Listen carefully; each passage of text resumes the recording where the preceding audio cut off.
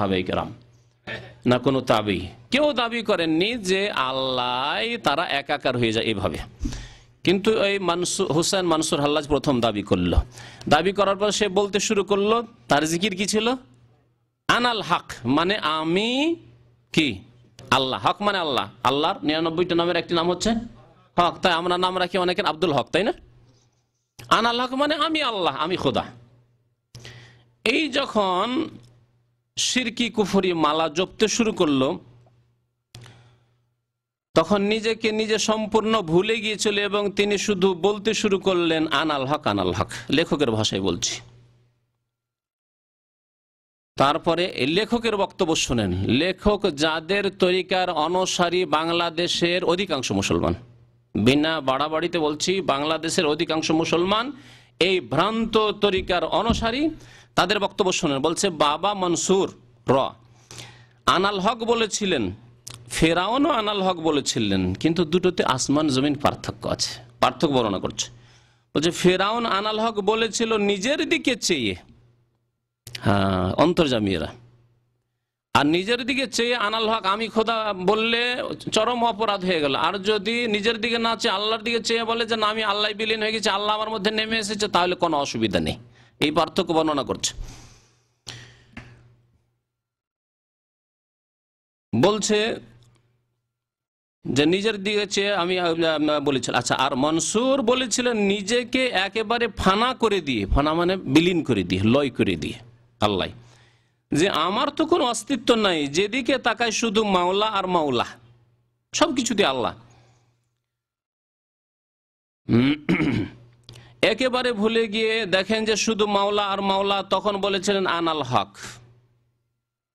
জি, তো এই মানসুর হাল্লাজ সম্পর্কে তাদের এই আকীদা। তারপর মানসুর হাল্লাজের কিসসা কাহিনীতে শোনানো হলো যে তিনি যে চামড়া খুলে ফেলে দিল। এসব কথাবার্তা খুব শুনে রেখেছেন, তাই না? চামড়া খুলে ফেলে দিল। যেই ব্যক্তি চামড়া খুলে ফেলে দিতে পারে, সেই ব্যক্তি, যেই শাসক তাকে শাস্তি দিচ্ছে, তাকে মেরে দিতে পারে না? পারে না নাকি?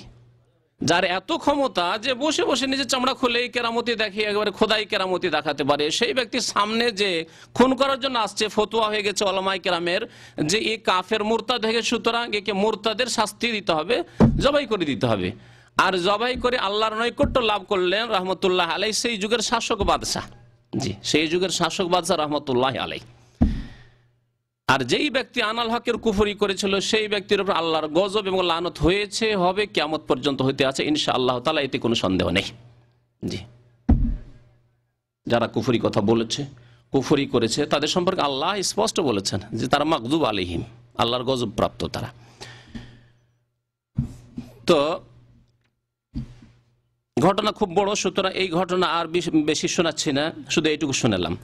এর সাথে এই কথা তাদের কিতাবে, এটি যদি আমাদের দেশে, আমি বলেছি যে আমাদের দেশে যারা হানাফি দাবি করে তারা 5 ভাগে বিভক্ত হয়েছে, তাই না? যদি বেরেলভিরা শোনাতো, যদি কাদিয়ানিরা শোনাতো, তাহলে বলতাম যে কাদিয়ানিদের কথা।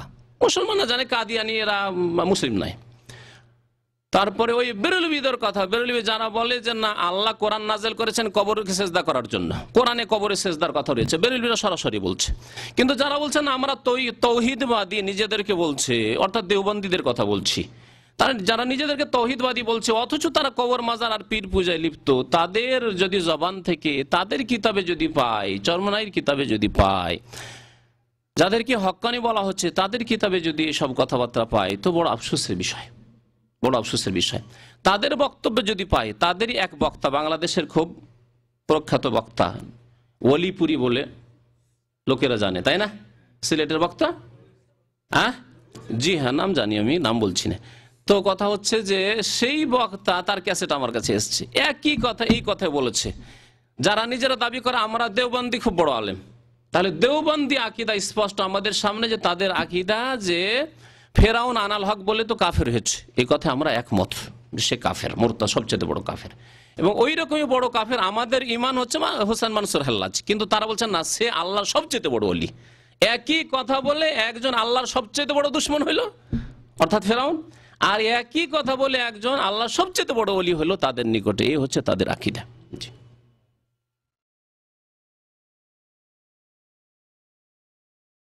তাদের একটি আকীদা ওয়াহদাতুল ওজুদ, মানে সারা বিশ্বের অস্তিত্ব হচ্ছে এক, আল্লাহ আলাদা আর পৃথিবী আলাদা, গাছপালা আলাদা, এমন কিছু না। সুতরাং যে কোনো কিছুকে সেজদা করেন আল্লাহকে যেন সেজদা করছেন। এই আকীদাকে ওয়াহদাতুল ওজুদ বলা হয়। ইবনে আরবি এই আকীদা প্রথম মুসলিম সমাজে পেশ করেছিল, আর এই আকীদা জনপ্রিয়তা লাভ করে বহু সুফিদের মধ্যে, প্রায় সুফিদের মধ্যে এই আকীদা রয়েছে, যারা পীরতন্ত্রে বিশ্বাসী, পীর মুরিদে বিশ্বাসী, তাদের মধ্যে এই আকীদা বহু জায়গায় বলা হয়েছে। সময়ের স্বল্পতার কারণে সেটাও বলছি না। তারা আরেকটি, তাদের সুফিবাদের একটি পরিভাষা রয়েছে, সেটা হচ্ছে ফানা, মানে বিলীন হয়ে যাওয়ার তিনটি স্তর আছে। বিলীন হয়ে যাওয়ার তিনটি স্তর আছে। একটা হচ্ছে ফানাফি শেখ, পীরে আপনাকে বিলীন করে দিতে হবে। আপনি মুরিদ তো, তাহলে মুরিদ আপনার কোনো অস্তিত্ব থাকবে না, আপনি পীরের মধ্যে নিজেকে বিলীন করে দেবেন, লয় করে দেবেন। আপনার কোনো অস্তিত্ব থাকবে না, আপনার কোনো ইচ্ছা থাকবে না, আপনার কোনো এখতিয়ার থাকবে না। পীর যা বলবে, ভালোই বলুক মন্দ বলুক, ভালো বলুক মন্দ বলুক, যে বলছি এ কথা কোনো বাড়িয়ে বলছি না, কিতাব থেকে শোনাবো আপনাকে। হারাম কাজ করতে বললো কোনো রকম প্রশ্ন কর, বিনা দ্বিধা দ্বন্দ্ব আমল করবেন, আছে কিতাবে। আর দ্বিতীয় স্তর হচ্ছে বিলীন হওয়ার ফানাফির রসুল। পীরের মধ্যে প্রথম ফানা হয়ে যান, বিলীন হয়ে যান, তারপর রসুলের মধ্যে ফানা হয়ে যান, বিলীন হয়ে যান। তৃতীয় স্তর হচ্ছে ফানাফিল আল্লাহ বিলীন হয়ে যাবেন, তখন আপনি হোসেন মানসুর হাল্লাজের মতো হইতে পারেন, ইবনে আরবির মতো হইতে পারেন, বায়েজিদ বোস্তামির মতো হইতে পারবেন। বুঝলেন? এই কুফরি আকীদাও এই কিতাবে মওজুদ রয়েছে, পৃষ্ঠা নম্বর ৭৬।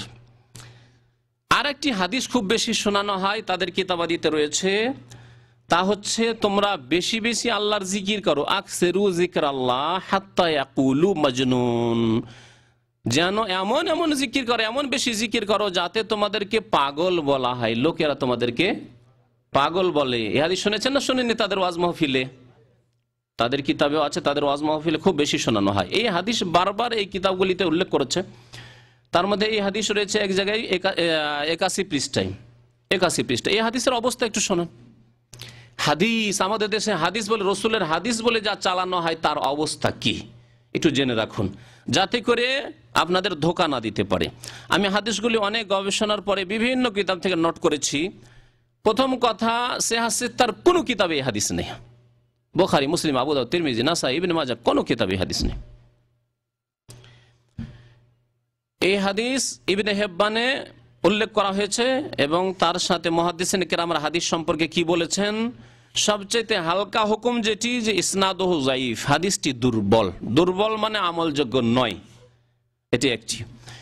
তারপরে মুসনাদ আহমদে রয়েছে, আরো মুস্তাদরাক হাকিমে রয়েছে, বিভিন্ন কিতাবে রয়েছে। ইমাম নাসিরউদ্দিন আলবানী বলেছেন হাদিস যায়ীফ। তারপরে আরো শোনেন, শুধু যায়ীফই নয়, আরো শোনেন, হাদিসটি সম্পর্কে বলছেন, জি, বহু মুহাদ্দিসিনদের নাম উল্লেখ করার পরে বলেছেন যে আকসিরু যিকরাল্লাহ হাত্তা ইয়াকুলু মাজনুন, এই হাদিসটি মওদু। মওদু মানে জাল হাদিস, মানে মিথ্যা কথা, নবীর নামে মিথ্যা কথা রটিয়ে দেওয়া হয়েছে, যে তোমরা বেশি বেশি জিকির করো যাতে তোমাদেরকে লোকে পাগল বলে দেখে। এটা হাদিস নয়, এটি জাল কথা, মিথ্যা কথা, যা নবীর নামে চালিয়ে দেওয়া হয়েছে। এই হচ্ছে তাহকিক। বহু কিতাবের নাম রয়েছে, সময়ের অভাবে এতটুকু যথেষ্ট সাধারণ মানুষের জন্য, যে এই হাদিস সম্পর্কে মুহাদ্দিসিন কেরামরা, বহু মুহাদ্দিসিন কেরাম, ইমাম বাইহাকি, তাবরানি, সবাই এসব উল্লেখ করার পরে তারা বলেছেন যে হাদিসটি হচ্ছে মওদু। জি,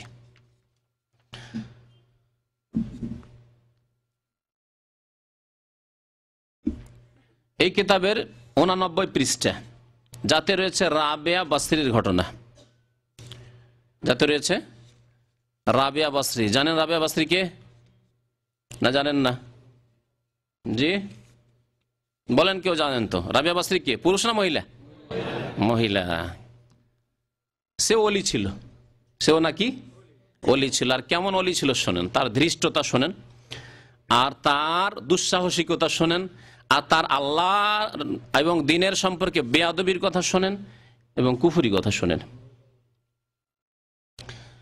লেখক খুব প্রশংসামূলক যে আল্লাহর ওলি মহিলাও হইতে পারে, হ্যাঁ, আল্লাহর ওলি মহিলা হইতে পারে। আর তার এই কথা এক মত এই ক্ষেত্রে।